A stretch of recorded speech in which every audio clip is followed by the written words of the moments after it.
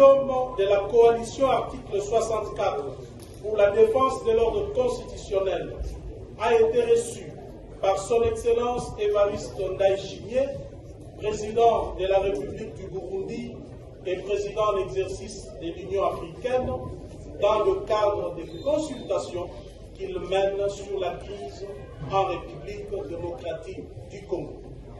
Cette rencontre témoigne de la volonté de l'Union africaine d'entendre l'ensemble des forces politiques concernées par l'avenir de notre pays.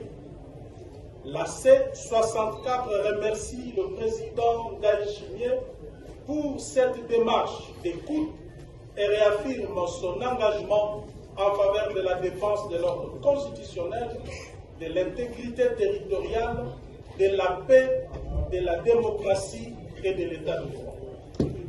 Face aux manipulations et contre-vérités diffusées autour de cette rencontre, la C64 apporte des précisions suivantes.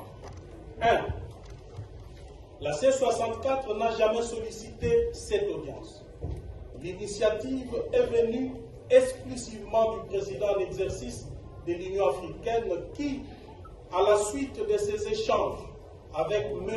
Félix Tshisekedi, a souhaité entendre directement la position de la C64 sur les causes profondes de la crise congolaise et les conditions d'une paix durable. 2. Au cours des échanges, le président Évariste Ndayishimiye a indiqué avoir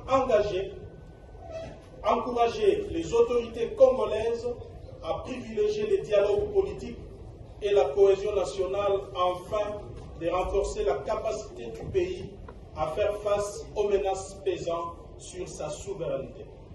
Il a également souhaité recueillir la position de la C64 sur les perspectives d'un dialogue politique.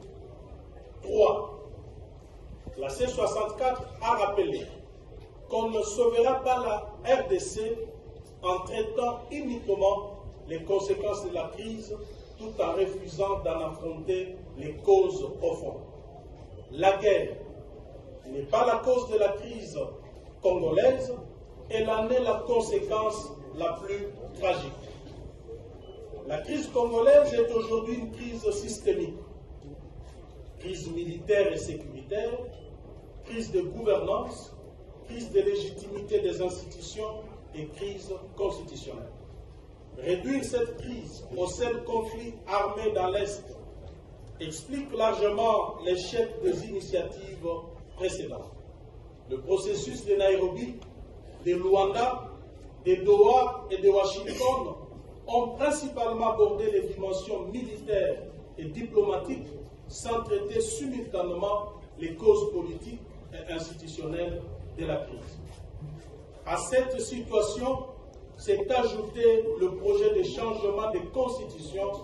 Je rappelle toutes les Congolaises et tous les Congolais à participer massivement à la grande marche pacifique du 22 juillet 2026 vers le palais de la nation.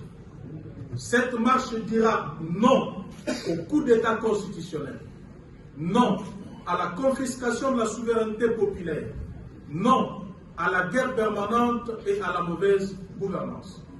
Elle dira oui au respect de la Constitution, oui à la paix, à la justice et à l'alternance démocratique. Elle exigera enfin la démission de M. Félix Tshisekedi parce qu'il a trahi son serment constitutionnel.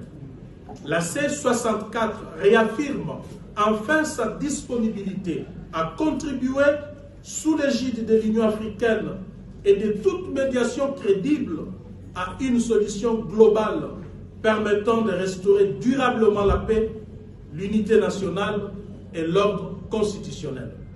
La souveraineté appartient exclusivement au peuple congolais.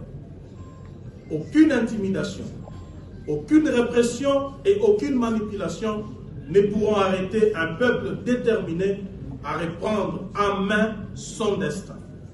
Aucune fraction du peuple ni aucun individu ne peut s'en attribuer l'exercice.